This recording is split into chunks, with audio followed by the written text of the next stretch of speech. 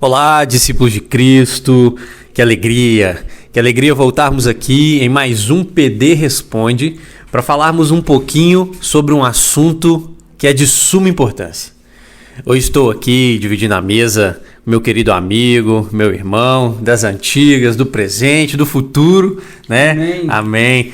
Nosso querido pastor Rian está aqui para conversarmos um pouquinho sobre um tema que precisa estar muito bem fundamentado no nosso coração, pois diz muito da nossa identidade. Não é verdade, Rian?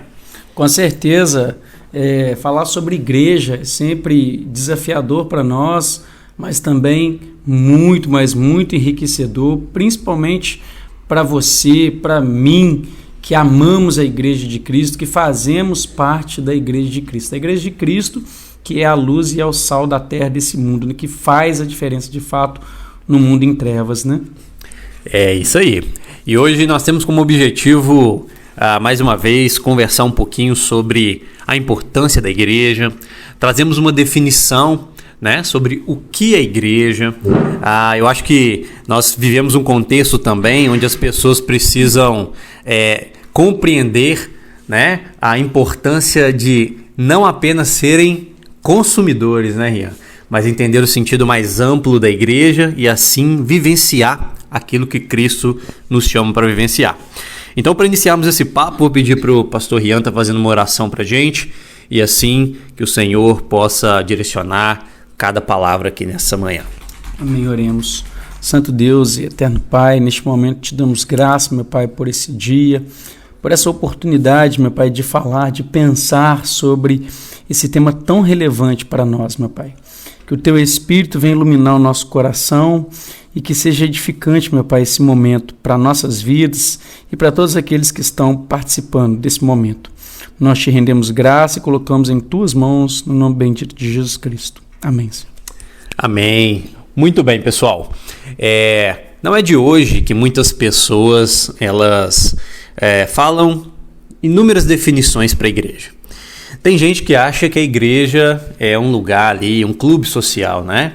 As pessoas que pensam da mesma forma se reúnem ali, ou um local onde eu vou para encontrar pessoas. Pensam também a igreja puramente como algo individual. Eu sou igreja, né? Se eu creio em Jesus, eu sou igreja e posso ser igreja onde eu quiser. E quando nós vamos para a palavra de Deus, e é o nosso objetivo, estar de olho no texto, nós vamos perceber algo um pouquinho diferente disso.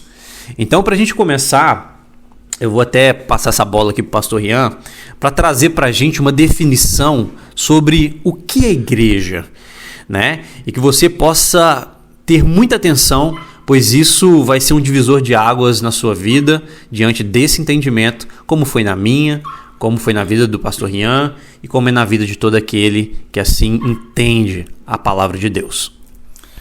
Então, primeiramente, antes de definirmos igreja, porque nós vamos ter esse vocábulo, né, eclésia, que é basicamente chamados para fora, qual que é a concepção que nós tínhamos e temos da igreja no Antigo Testamento? Nós temos uma concepção do ajuntamento do povo de Deus. A palavra ali basicamente é uma assembleia, uma reunião daqueles que se ajuntam para um momento solene, para cultuar ao Senhor. E no Novo Testamento não é diferente, essa palavrinha aí, eclésia, significa chamados para fora, ou seja, como se um arauto fizesse uma convocação e as pessoas ali, pastor Gabriel, saíssem de suas casas, ou seja, chamados para fora nesse contexto, e fossem para um local para reunir-se. Então, esse basicamente é desmistificando aí o vocábulo. Agora, quando você me pergunta o que é igreja, de forma muito simples, mas não quer dizer que é simples, mas não seja importante, a igreja é a comunidade dos santos. É a comunidade daqueles que creem em Cristo e que, mediante essa fé em Cristo, fizeram essa pública profissão de fé e se batizaram. O batismo aí, nós depois vamos falar um pouquinho mais, como se fosse um rito de iniciação daquela pessoa, como se ela dissesse agora de forma pública: eu pertenço ao corpo de Cristo e, pertencendo ao corpo de Cristo, pertenço a uma igreja local. Então ela é esse local da reunião do povo de Deus, daqueles que creem de fato em Cristo como seu único e suficiente Salvador. E agora, batizados, né, eles vão se reunir primeiramente para glorificar a Deus e para glorificar a Deus, servir também uns aos outros, servir a comunidade, a cidade, né, como Tim Keller gostava de falar. Basicamente é isso que nós podemos trazer de igreja. Sei que a gente de repente vai trazer mais para frente alguns outros nomes que ela recebe no Novo Testamento e etc, mas para início de conversa, o conceito de igreja é isso. Muito bom. É interessante que se a igreja ela é a comunidade dos santos, se ela é a assembleia, o ajuntamento daqueles que creem em Cristo, então nós estamos falando de uma pluralidade, né? Nós estamos falando de um povo diverso, com suas características pessoais, com momentos diferentes de vida, pessoas que muitas vezes não fazem parte da mesma família de linhagem ali, física, né? Mas que se reúnem dentro de uma mesma perspectiva de fé que faz com que haja uma conexão muito grande. É interessante que, eu gosto muito de falar sobre isso, que os laços que unem a igreja são laços muito maiores do que aqueles que unem as famílias de forma física aqui na Terra. Por exemplo, né, o Rian aqui, ele é pai, marido, e como ele tem filhos, ele tem um laço tremendo ali que une a sua família. Mas quando nós olhamos para a igreja, o laço de sangue é muito maior do que esse humano que nós temos uns com os outros. Porque nós estamos falando de um povo que está unido pelo sangue de Cristo. Então é interessante, pastor, porque a gente já desmistifica muita coisa quando a gente fala sobre comunidade. A gente desmistifica o fato de que dá para ser igreja sozinho, né? Principalmente após a pandemia, a gente percebeu um movimento muito de sair, né? Pessoas saindo das igrejas, muitas vezes pessoas que eram consumidores daquilo que a igreja poderia prover num culto de domingo ou num culto de quarta-feira, enfim. E quando ela chega na sua casa e agora ela tem acesso a todo o aparato tecnológico que as igrejas conseguem transmitir os cultos, a gente percebe que muitas pessoas não voltaram, né? E essa relação, ao olhar para a visão de comunidade, é tremendamente danosa. Ao olharmos para a palavra de Deus, nós vamos perceber como que a igreja ela é colocada dentro dessa visão de que várias pessoas precisam estar juntas para formar um corpo. Não é verdade?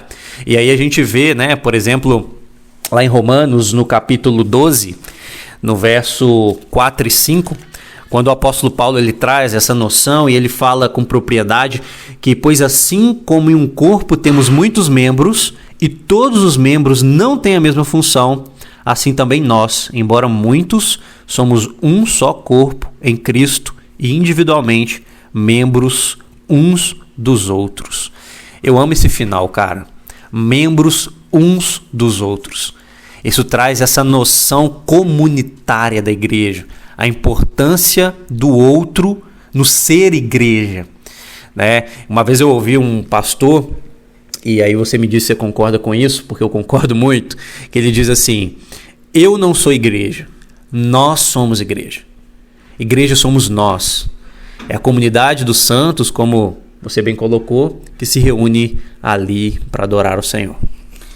Na verdade, no contexto de pandemia, algumas pessoas que de repente encharcadas com a mentalidade da cultura, né? O que nossa cultura diz? Eu, buscar a sua autopromoção em todos os sentidos. E a gente traz muito dessa noção exclusivista, egocêntrica, né? Que primeiro eu tenho que preocupar comigo mesmo e tudo mais, meu crescimento, tudo é eu, né? Tudo tem o primeiro pronome. Então, assim, as pessoas trazem isso para o contexto de igreja. Só que quando nós chegamos na igreja, como bem você disse, nós somos igreja. Nós somos um só corpo Eu gostei desse texto, que bate muito com o texto que eu estava aberto aqui, que é o texto de Efésios. O apóstolo Paulo, ele sempre vai trabalhar, pastor Gabriel, nas suas cartas, a unidade, para que aquela igreja, embora seja formada ali por pessoas diferentes, ali nesse contexto inicial da igreja, por gentios, por judeus, né? Basta ver o grupo dos 12 apóstolos, que você vai ver ali que consegue comer na mesma mesa um cobrador de imposto e um zelote, né? Para quem sabe quem eram os zelotes, na verdade, era um povo que tinha, assim, patriota mesmo. Aí agora tem um que é da nação e está cobrando imposto do seu próprio povo.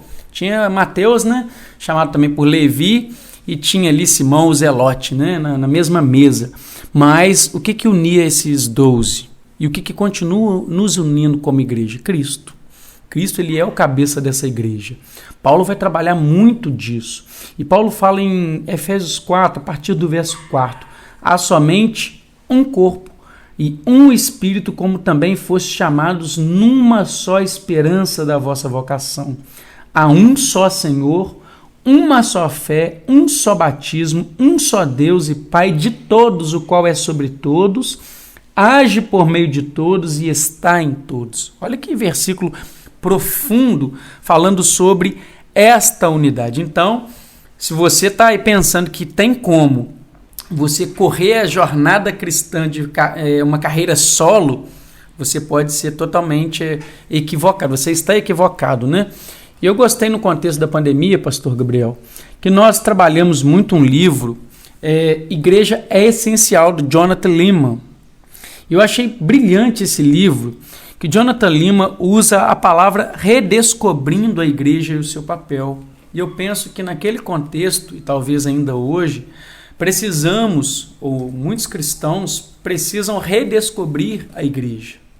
Qual o seu papel, qual a sua missão, quem é o cabeça, é o propósito da unidade em meio à diversidade. Então, eu acho que isso é brilhante. E para voltar a palavra para você, eu acho interessante aqui, na altura da página 50, se você não tem esse livro, eu posso passar o link da Amazon para vocês. Pessoal, vocês têm que entender uma coisa, tá? Estávamos discutindo aqui antes. É muito comum emprestarmos livros e nunca mais voltarem, né, Rian? Parece que eles vão para Nárnia, não sei o que acontece. Aí depois de 1 ano e meio, alguém te entrega de novo e fala assim: rapaz, não consegui terminar de ler. Nossa, não sei o que é pior, se é o cara falar que não leu ou se ele não te devolver, né? Eu fico nessa dúvida. Então, hoje, a estratégia é mandar o link da Amazon, né? Manda o link, eu tenho frete grátis aí fica tudo certo, eu até compro para você. Gente, o Jonathan Leeman, falando sobre igreja essencial, ele trabalha um pouquinho disso que o pastor Gabriel falou, que não tem como você correr sozinho essa caminhada. Não existe crente solo, né? Carreira solo, principalmente se tratando de comunidade. E ele fala o seguinte: a conversão pode até acontecer dentro da igreja ou fora. Isso aí pode ser algo muito particular. A gente vai ver muitos testemunhos, pastor Gabriel, que a pessoa se converteu em casa lendo a Bíblia. Começou a ler a Bíblia ali de curiosidade e tal, até para refutar alguma coisa. O Espírito Santo trabalhou naquela pessoa e ela se converteu. Mas ele continua, mas sempre, depois de convertido, deve resultar em fazer parte de uma comunidade. Depois de convertido, o impulso ali vai ser sempre de procurar uma igreja para você fazer parte dessa comunidade. Então isso de ponto de partida aí, dentro dessa conversa, não existe carreira solo no contexto de igreja, de sermos igreja. Muito bom. E eu acho que nós conseguimos, né, fazer essa conexão perfeita aí do apóstolo Paulo em Romanos e depois ele chegando na carta aos Efésios. Eu gosto muito dessa interação entre a pluralidade dos membros, como Romanos traz, e a unidade da fé da igreja, como Efésios traz. Porque nós entendemos que, apesar da pluralidade da igreja, da diversidade de muitas pessoas diferentes ali no mesmo local, nós temos a importância da compreensão que nós somos um só corpo.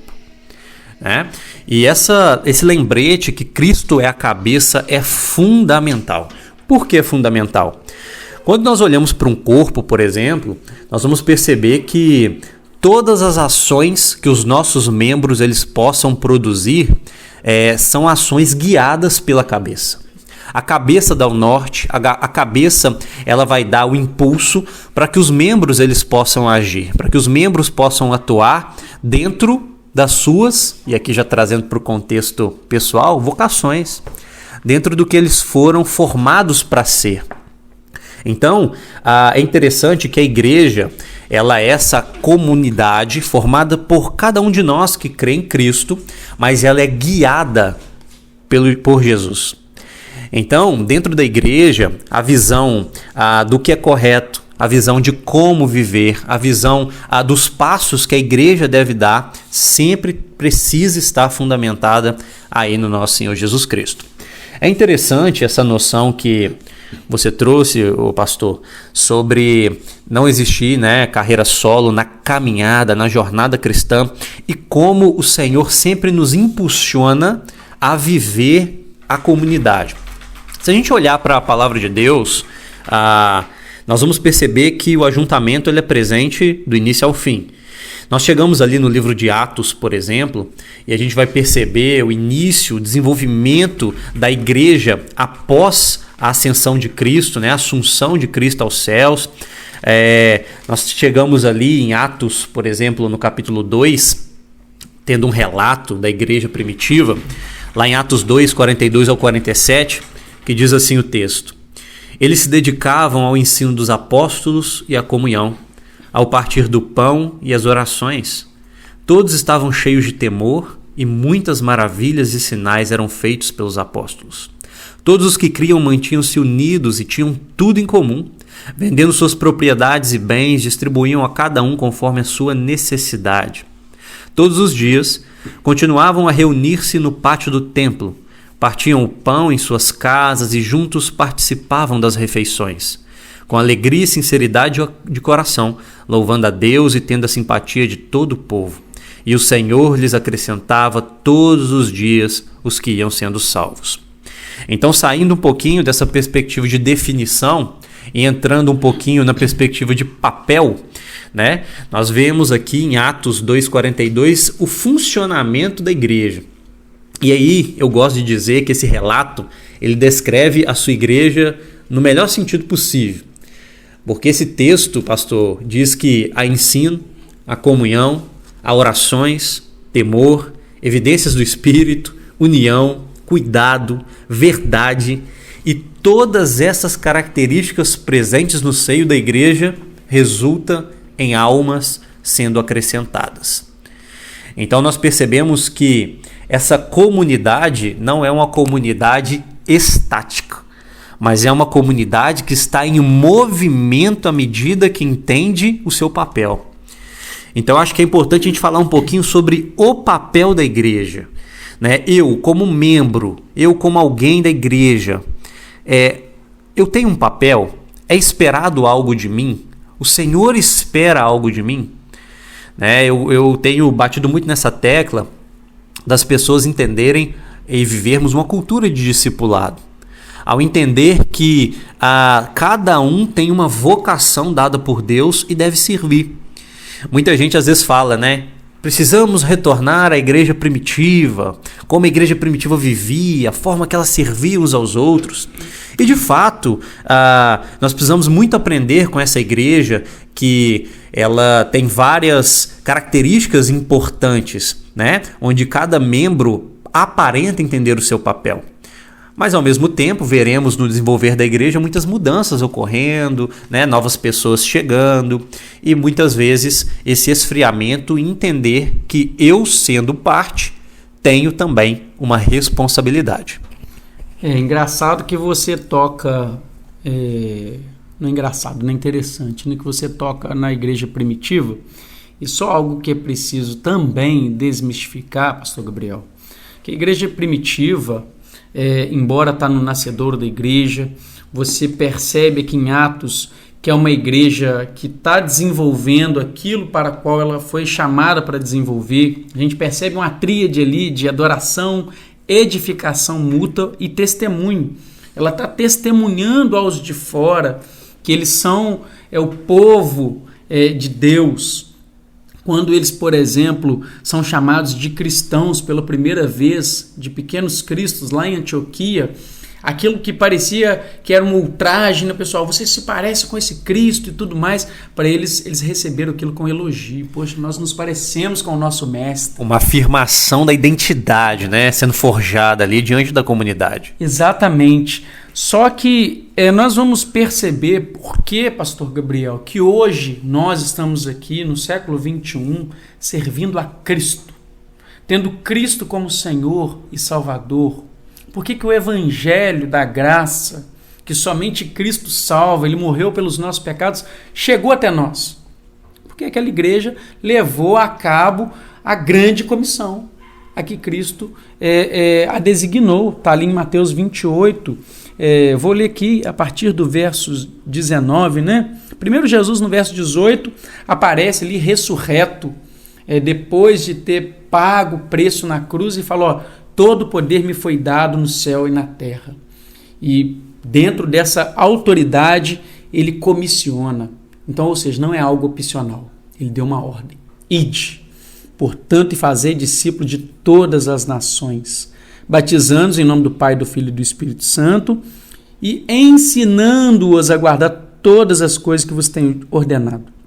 E eu estou convosco todos os dias, até a consumação do século. Esse ide, essa palavrinha aí, esse imperativo, no original é basicamente a ideia de enquanto vocês vão, enquanto vocês caminham, enquanto vocês estão no trabalho, enquanto vocês estão na faculdade, enquanto vocês estão em casa, façam discípulos. Essa é a primeira ordem. Depois que você faz esses discípulos aqui creem em Cristo, são batizados mediante a pública profissão de fé. Aí, pastor Gabriel, vem o discipulado. Não terminou ali em fazer discípulo. Porque você traz as pessoas para a igreja, e às vezes aqui eu quero até fazer uma nota de rodapé. Você convida aquele amigo seu que não é crente e tal, ele vem, ouve a palavra, se batiza e tal, naquele afã, acabou a minha missão. Acabou o meu propósito com ele. Não. Você agora vai discipular ele, ensinar ele tudo que você sabe que você aprendeu com Jesus.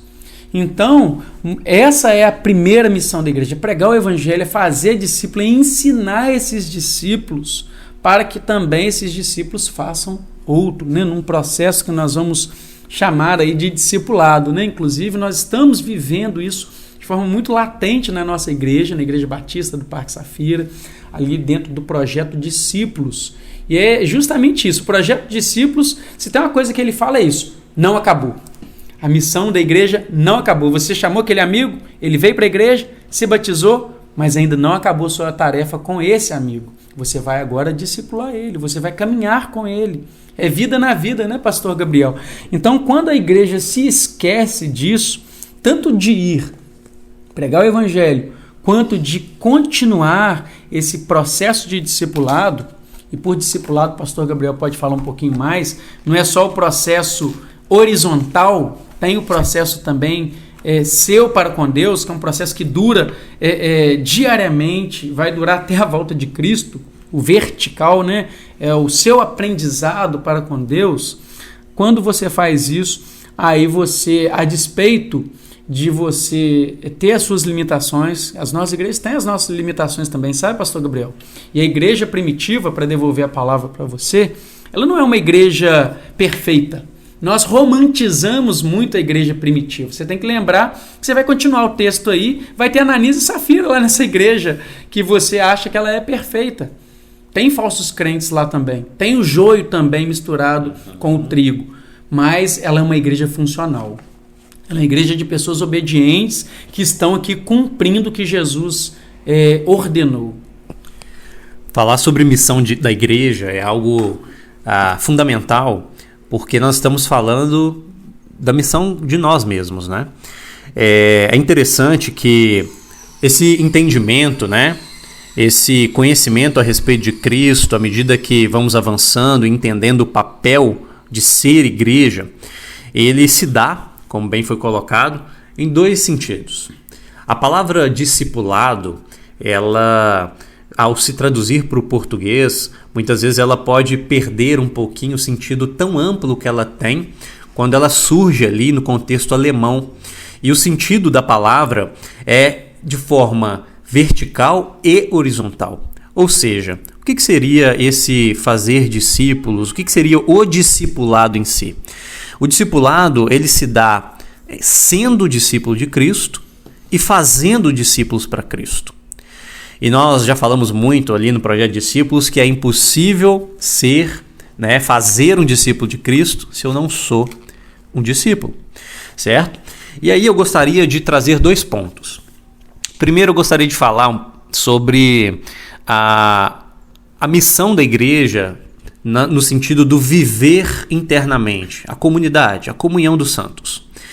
Nós precisamos entender que nós temos a responsabilidade, dentro do contexto eclesiástico, de incentivar uns aos outros, amar uns aos outros, servir uns aos outros, de várias maneiras diferentes.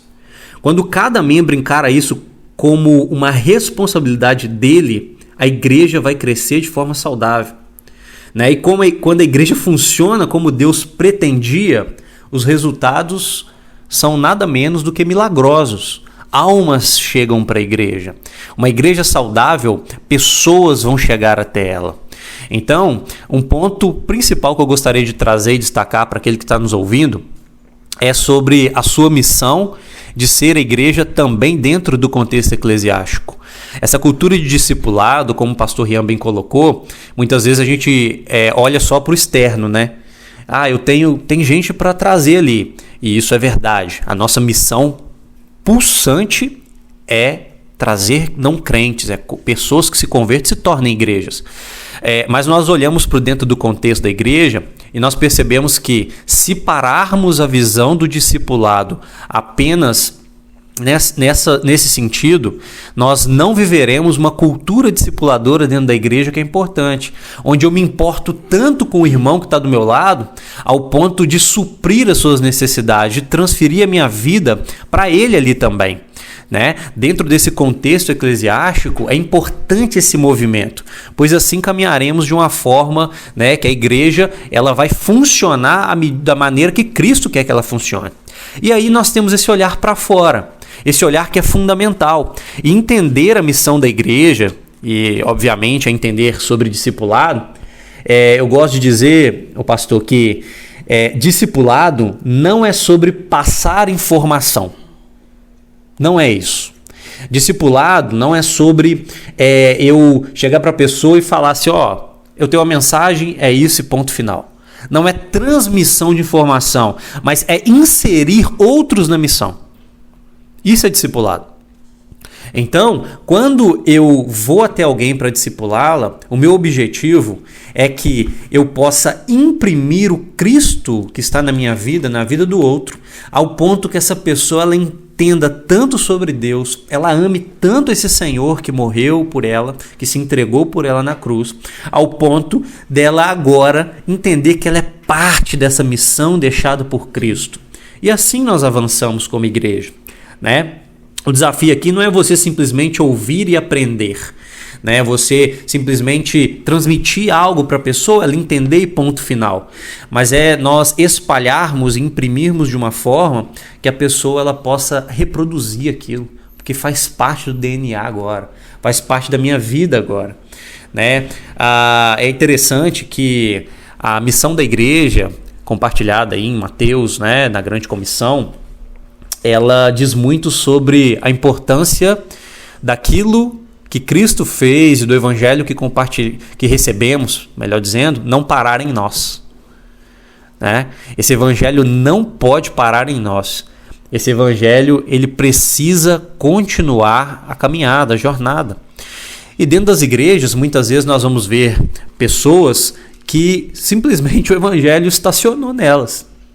É isso aqui, eu recebi, eu sou um crente em Cristo, eu creio no Senhor e agora está tudo bem. Vou à igreja aos domingos, participo da escola bíblica dominical, estou sendo suprido nas minhas necessidades e demandas, mas não tenho aquele sentimento de compartilhar, ou muitas vezes as pessoas dizem, nem sei como compartilhar.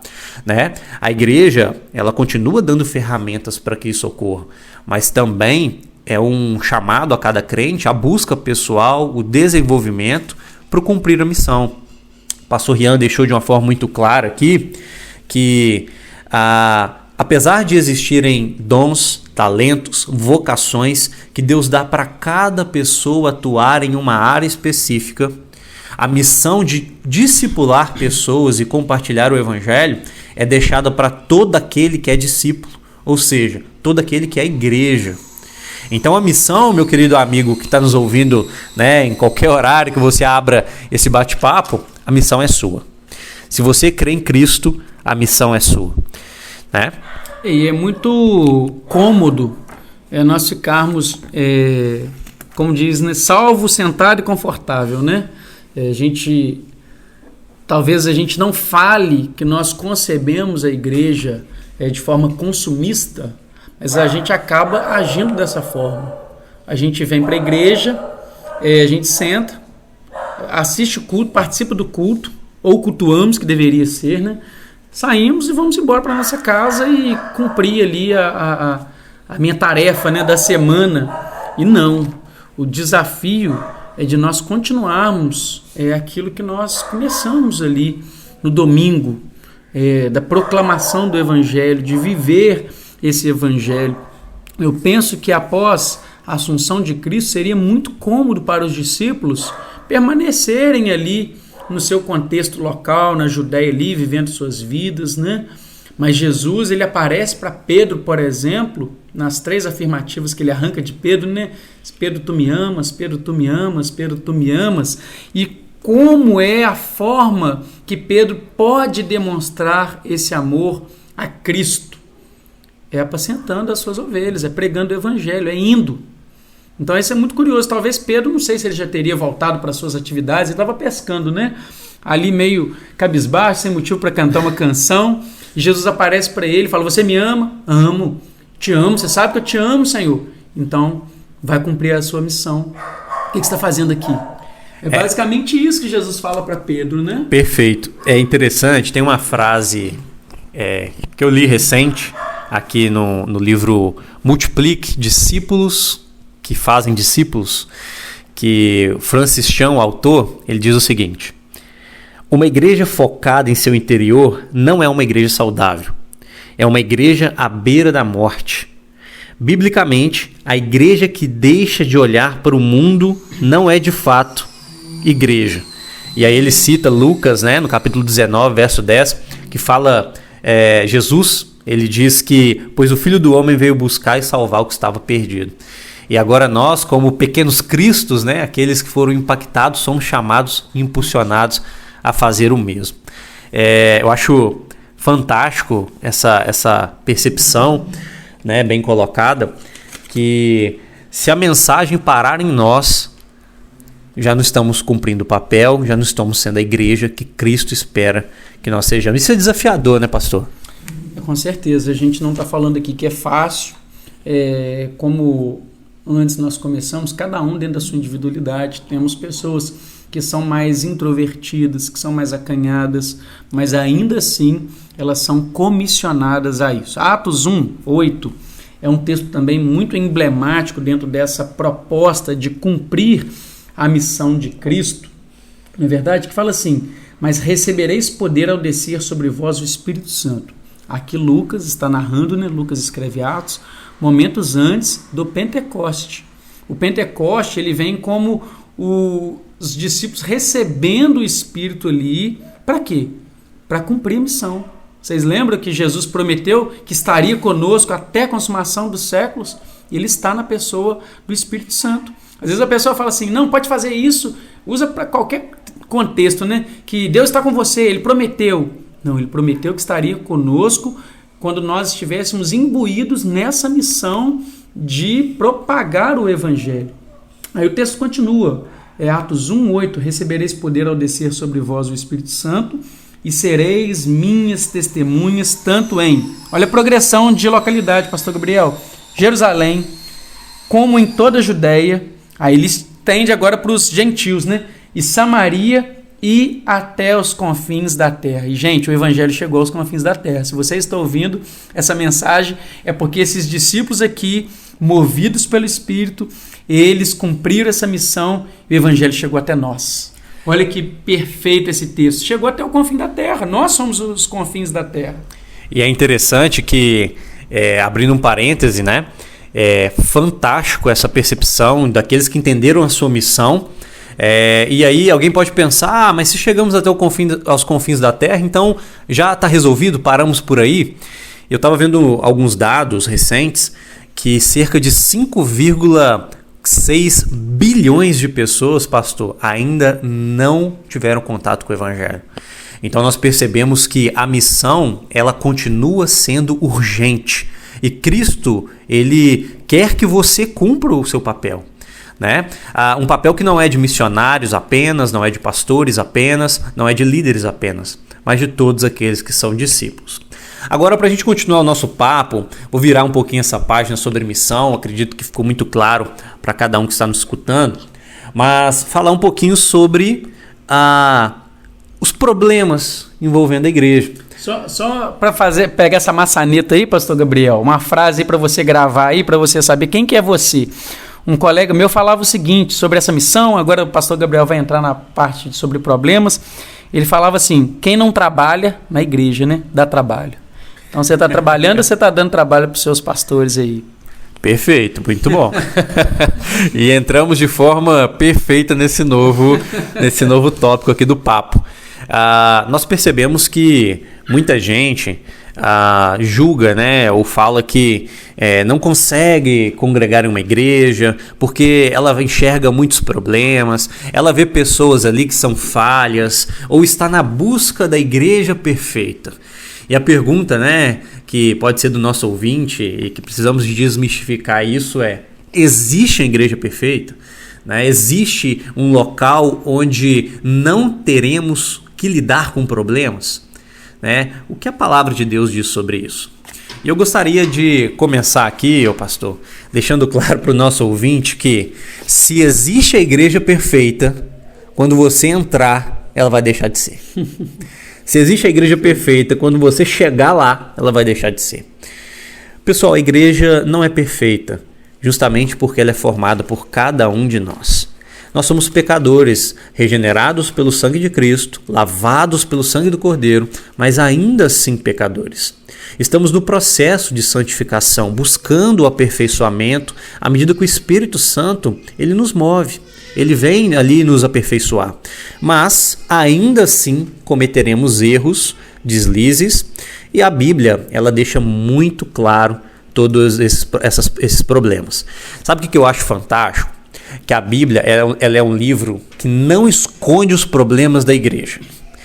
Lá com os jovens, né, tem sido exposto ali capítulo por capítulo em Coríntios, 1 Coríntios, e nós percebemos problema atrás de problema. E não apenas na igreja de Corinto, mas em tantas outras ao longo das Sagradas Escrituras. Justamente porque pessoas estão ali e pessoas precisam ser direcionadas na verdade do Evangelho, precisam ser disciplinadas, exortadas, cuidadas, para que o corpo ele seja cada dia mais sadio.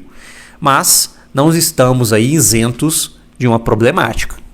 Na verdade, é como eu falei aqui antes, a gente tem muito essa tendência de romantizar principalmente a igreja primitiva. Eu gostaria que a igreja voltasse, mas então eu preciso te fazer uma pergunta: qual igreja primitiva? Porque de Atos 2, por exemplo, até Atos 10, que está ali depois da conversão de Paulo, né, em Atos 9, nós temos ali pelo menos 3 configurações de igreja. 3 configurações. Mas aí a gente vai ter ali, como eu falei, que é Ananias e Safira. Nós temos o Pedrão ali.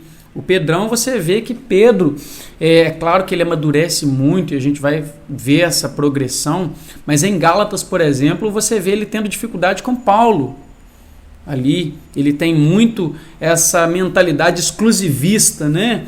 De que a salvação é para o povo dele, etc. Né? E eles têm ali uma dissimulação e Paulo repreende ele.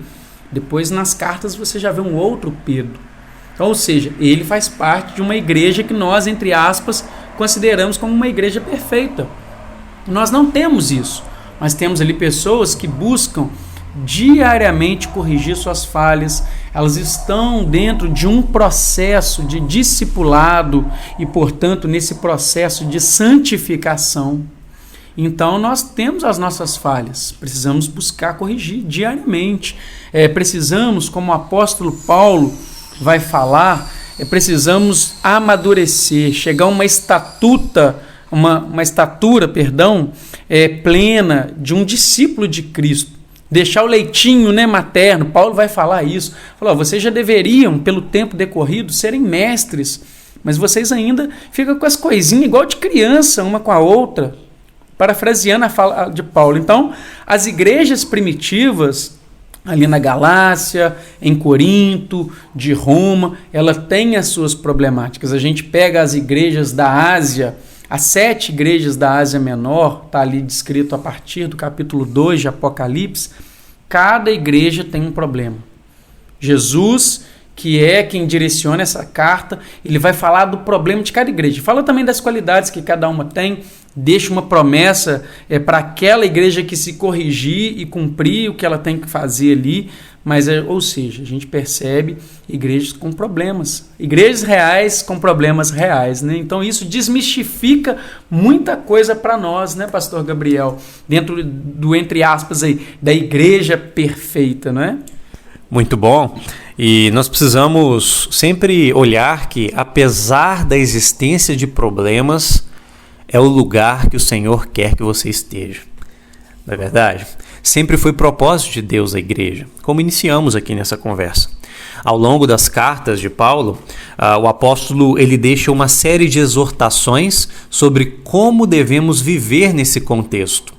E à medida que nós chegamos também com a nossa carga de problemas, também com os nossos pecados para serem tratados, o apóstolo nos traz virtudes que devem, ao longo da nossa caminhada em comunidade, ali sendo aperfeiçoados pelo Espírito, trazermos e aplicarmos em nossa vida. Por exemplo, chegamos em Romanos no capítulo 12, que inclusive, Romanos faz parte das nossas exposições às quartas-feiras ali na igreja, neste ano, onde o apóstolo Paulo ele diz assim, lá no capítulo 12, falando especificamente para a igreja local, ele fala assim, olha, meus irmãos, olha como deve ser o relacionamento entre vocês aí dentro da comunidade. Ele diz, o amor seja sem fingimento, odiai o mal e apegai-vos ao bem, amai-vos de coração uns aos outros com amor fraternal, preferindo-vos em honra uns aos outros. Não sejais descuidados no zelo, sede fervorosos no espírito, servi ao Senhor. Alegrai-vos na esperança, sede pacientes na tribulação, perseverai na oração. Socorrei os santos nas suas necessidades, procurai ser hospitaleiros. O apóstolo Paulo ele traz uma lista de virtudes que deve estar presente na igreja. A igreja, como uma organização formada por nós, ela vai ter os seus erros. Pastores erram, líderes erram, e você também erra. Muitas vezes eu vejo que o problema latente é que as pessoas colocam uma expectativa muito grande em homens, em pessoas que são falhas e também estão nesse processo ali com o Senhor. É interessante, eu li uma frase ontem pela manhã, que me chamou muita atenção, que o autor ele diz o seguinte, falando sobre toda essa problemática que muitas vezes acontece no seio da igreja. E ele traz uma provocação, e eu quero trazer para o nosso ouvinte. Ele diz assim, quando o irmão cai, qual a parte do corpo que você move primeiro? A língua ou a mão? Forte, uma provocação muito grande, mas que é uma realidade no seio da igreja. Se nós olhamos e percebemos que há incongruências com a vida santa que Cristo espera ali em um irmão, o nosso papel, assim como o Senhor nos impulsiona, é cuidar desse irmão. É exortá-lo, sim, isso faz parte de uma disciplina eclesiástica que é fundamental para a santificação da igreja, mas com o propósito de restauração em amor, para que aquele ali ele se restaure e ele não caia mais nesse pecado. Então problemas existirão? Com certeza. Jamais você encontrará uma igreja perfeita. Mas saiba que você é chamado para fazer parte desse processo de aperfeiçoamento daquele lugar. à medida que eu sou tratado e à medida que eu sou instrumento para tratar outros também. E dentro dessa perspectiva, a gente já pega um gancho falando sobre igrejas imperfeitas, falando sobre problemas que acontecem no seio da igreja. A gente já pega um gancho, pastor Gabriel, para a necessidade das nossas igrejas terem a disciplina eclesiástica. Para que serve a disciplina eclesiástica? Que a gente vai perceber Jesus dando essa diretriz, conforme você começou esse bate-papo.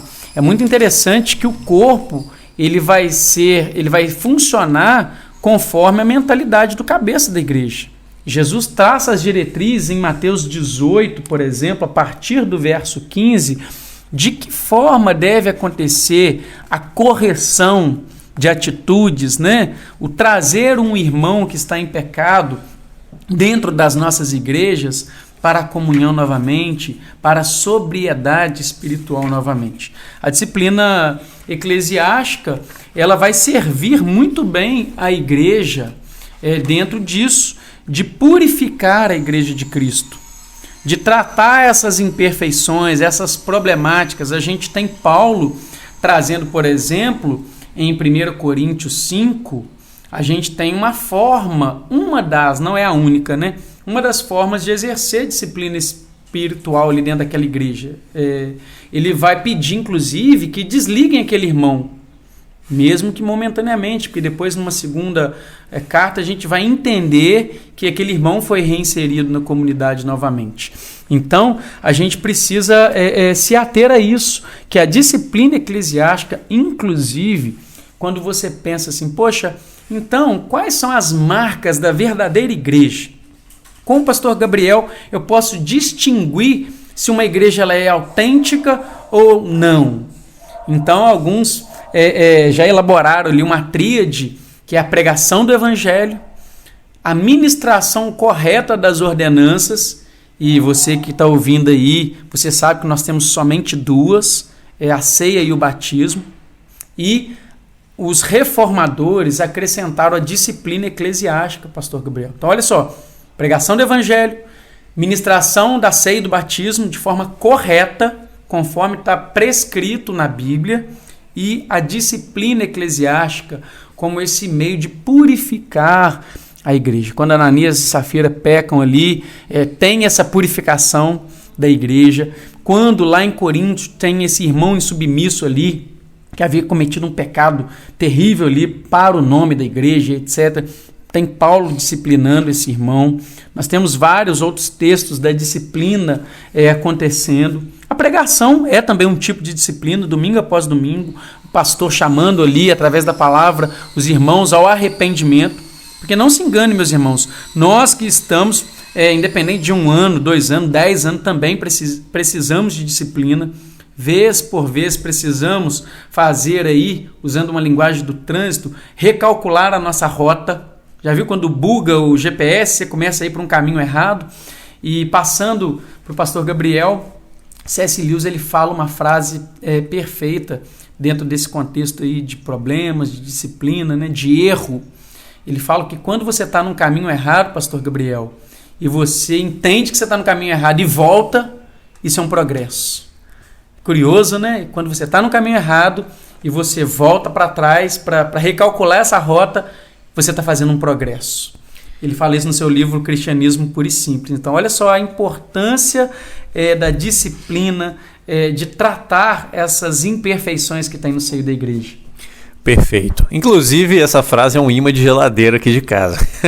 Não sabia. É importante sempre lembrar, né, que nós estamos nesse processo, nós estamos na caminhada, e ser disciplinados é uma forma de amor. A palavra nos diz que Deus disciplina aquele a quem ama, né? O filho é disciplinado pelo pai para que ele possa ser aperfeiçoado e assim viver uma vida de integridade. Já caminhando aqui para o final do nosso papo, teria muita coisa para falarmos sobre igreja, entrarmos ali nos pormenores sobre as ordenanças, falarmos, né, sobre a importância de diversas áreas da igreja, ministérios, entre outros pontos, mas o nosso objetivo aqui é impulsionar você a querer aprender um pouco mais sobre a Igreja de Cristo e, assim como o pastor Rian bem colocou, redescobrir a igreja à medida que você tenha uma compreensão bem pequena ou acha que a igreja é apenas um lugar para ser instruído, como uma escola ou algo do tipo. Nós estamos falando de uma instituição espiritual fundamentada por Cristo. É interessante aquele grande encontro, né, pastor, de Jesus ele está ali com os discípulos e o texto nos diz que uma grande multidão o seguia. E Jesus estava incomodado porque ele sabia que muitos estavam seguindo pelo que ele podia fazer e não por quem ele era. E de repente o texto nos diz que Jesus ele olha para trás, né? Ele diz assim, palavras a respeito de tomar a sua carne, o seu sangue, compartilhar do seu sofrimento. E de repente o texto nos aponta que muitos começam a ir embora. Não é a mensagem que eu quero, né? Lucas 14. Não é a mensagem que eu quero. E de repente Jesus ele vira para os seus discípulos e ele pergunta: e vocês? Vocês também querem ir, né? E nós temos uma palavra linda ali de Pedro, né? Para onde iremos nós? Se só tu tens as palavras de vida eterna. E em determinado outro momento a gente vê Jesus também naquela bela confissão de Pedro, onde Jesus ele pergunta: quem dizem que sou? E aí nós temos eles falando, uns dizem que és Elias, outros profetas, outros, né, dizem isso e aquilo. E Jesus pergunta para os seus discípulos: e vocês? Quem dizem que eu sou? E Pedro, cheio do Espírito Santo naquele momento, ele diz, né, tu és o Cristo, Filho do Deus vivo. E aí eu chego onde eu quero chegar. Que Jesus ele diz, não foi, né? Ali foi o Espírito que te revelou, Pedro, e ele deixa bem evidente, né, que sobre esta pedra, sobre essa afirmação de que eu sou Cristo, estará fundamentada a minha igreja. Eu construirei a minha igreja sobre esse fundamento. Então, querido irmão que está nos ouvindo, a igreja ela está fundamentada em Cristo Jesus. Como ela está fundamentada em Cristo Jesus, nós não estamos falando de qualquer instituição. Nós estamos falando de um lugar apenas de um ensino, um lugar apenas que traz um manual para a sua vida. Mas nós estamos falando de uma instituição onde há um mover espiritual, sobrenatural, onde há a presença do Cristo ressurreto, onde através da comunhão dos crentes nós temos um vislumbre daquilo que viveremos na eternidade. E é interessante que tem muita gente que fala assim: mas eu não gosto de igreja porque eu não gosto de gente, eu não gosto de estar ali. E eu gosto e repito muitas vezes, né? Se você não gosta de gente, não gosta de viver a comunidade, o que você quer fazer no céu? Porque a igreja é um vislumbre daquilo que viveremos na eternidade. Lógico, de forma santa, de forma purificada, mas um vislumbre daquilo que viveremos junto de Cristo. Então a igreja ela é essencial, ela é fundamental para o desenvolvimento espiritual de qualquer crente, de qualquer pessoa. Ela não está ali para que você consuma algo no final de semana. Mas se você der a oportunidade de se envolver e viver a vida da igreja, cumprindo aquilo que Cristo te chama para cumprir, amando as pessoas que ali estão, que assim como você são pessoas imperfeitas, você vai conseguir entender a dimensão e o poder que está por dentro daquilo que vivemos em comunidade. Pastor Gabriel, eu sei que nós já estamos terminando, mas eu preciso falar isso dentro de uma palavra que o pastor falou aí, que o pastor falou da instituição igreja. Infelizmente, hoje, muitas pessoas têm tratado a igreja como uma mera instituição, colocando a igreja em pé de igualdade com as demais instituições que nós temos no mundo, clubes sociais, as instituições, as empresas e etc. E trata a igreja como se fosse uma instituição também. E quando nós vamos para a palavra, até para abordar quase que todos os assuntos dentro da igreja, nós vamos ver as nomenclaturas que se dão para a igreja. Vou falar algumas aqui. A igreja também ela é chamada de família de Deus, povo de Deus, santuário de Deus. Aí é uma que eu gosto muito, corpo de Cristo. E a que eu mais gosto, noiva de Cristo. Olha só, ela não é uma instituição humana, ela sim está fincada aqui na terra por hora, ela serve a cidade, né? Ela serve a esse mundo, mas ela não é, assim como outras instituições, meramente humana, até porque em Mateus 18 nós vemos sobre quem ela está firmada, quem é que funda essa comunidade dos santos, como nós falamos. Então, se você concebe a igreja meramente como uma instituição, essa é uma instituição, eu não preciso da igreja. Muito cuidado, você está falando da noiva de Cristo, do corpo de Cristo, do povo de Deus, da família de Deus. Paulo, quando ele tem um encontro, ele cai do cavalo, ele não estava perseguindo Jesus, ele estava perseguindo quem, pastor Gabriel? A igreja de Jesus. Mas perseguir a igreja de Jesus, falar mal da igreja de Jesus, é o mesmo que falar mal de Jesus. Porque Jesus aparece para ele e fala para ele: Paulo, Paulo, por que me persegues? Jesus se identifica com a sua igreja e ele fala: por que me persegues? E Paulo entendeu que era porque ele estava perseguindo o povo de Deus. Aí Paulo cai do cavalo ali. Então a gente pode entender isso, né? Então, muito cuidado como você concebe a igreja. Como o pastor Jonathan Lima fala nesse livro, você precisa talvez redescobrir a igreja. Nós temos dentro disso, né? Tudo que nós temos falado até aqui, um texto muito importante lá em Hebreus 10, 25, onde o autor ele diz, né? Não abandonem a igreja, como muitos têm feito. A gente percebe que é um problema antigo, mas que continua latente nos dias de hoje. Você, mais uma vez, não é igreja. Nós somos igreja.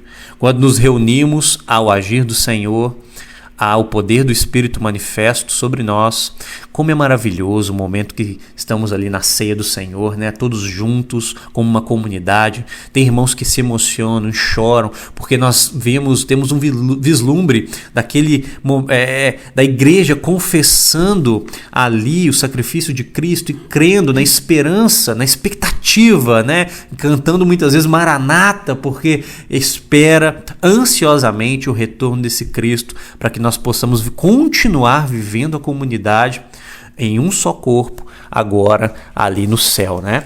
Então, para finalizarmos esse papo, eu agradeço muito a presença do pastor Rian, né? Tá junto comigo aí no Projeto Discípulos. Estamos cada dia buscando trazer conteúdos para o crescimento da igreja, o direcionamento. E eu gostaria de ler aqui nesse livro, A Igreja Essencial. Já fica a recomendação aí dessa leitura. Um livreto, né, pastor? Um livreto. Nós já estivemos expondo esse livro em janeiro do ano passado, retrasado. Por aí. Mas tá lá no canal. Tá lá no canal da igreja. É só entrar em BPS Muriaé e se inscreva no canal da igreja e você vai encontrar as exposições baseadas nesse livro.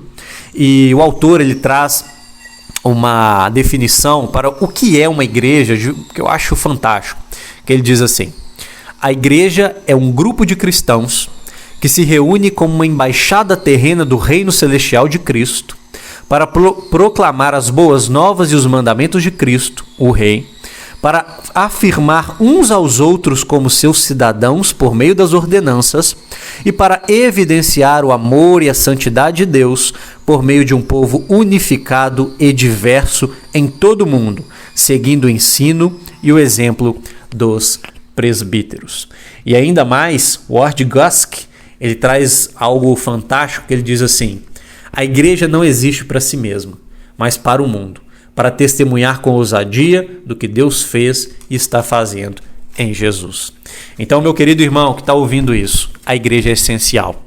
Ela é fundamental para o desenvolvimento do crente e também fundamental para vivermos o evangelho ali servindo uns aos outros, e à medida que somos impulsionados, que somos aperfeiçoados, cumprir a nossa missão deixada por Cristo, que é de cada um que confessa o seu nome. Muito bem, então queria agradecer mais uma vez meu amigo aqui de longa data, pastor Rian. Obrigado. Dizer da nossa alegria de estar juntos, possamos ter mais momentos como esse e que esse papo possa abençoar a sua vida. De repente, ele tirou algumas dúvidas, outras não, né? É um pouco tempo aqui, mas que você possa compartilhar, curtir, que possa chegar a outras pessoas e assim abençoar a Igreja de Cristo. Ficamos por aqui e até a próxima.